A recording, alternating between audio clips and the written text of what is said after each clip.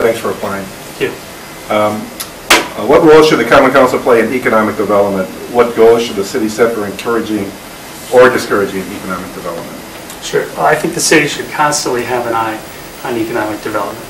Wauwatosa has obviously, it's no longer reaching to expand to its boundaries, and it's highly unlikely that the boundaries of Wauwatosa are going to change.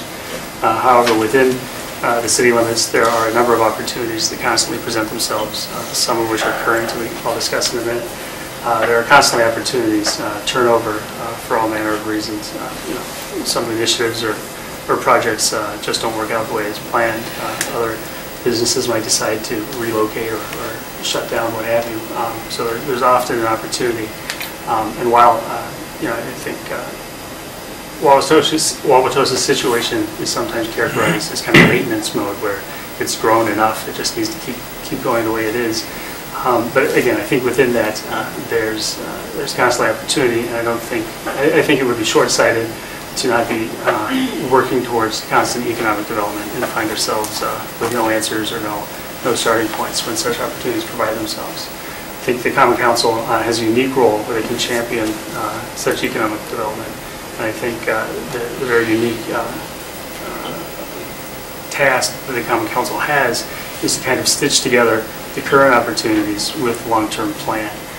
Unlike most other participants in the process, certainly private developers or private entities are looking at their particular piece of it, whereas the Common Council and its various subcommittees have more reach to be able to talk about the broader picture. Lots of resources are constantly brought to bear to develop master plans. I think it was discussed a little bit earlier this evening. But because we have this plan, I think it's important to not only look at the short-term opportunity, and one example I use is the Burleigh Triangle, and for me personally, when I move through there, if I've been carpool in the mornings, that kind of thing, it strikes me as not just the Burleigh Triangle as it's been defined, but properties across the street and down the road.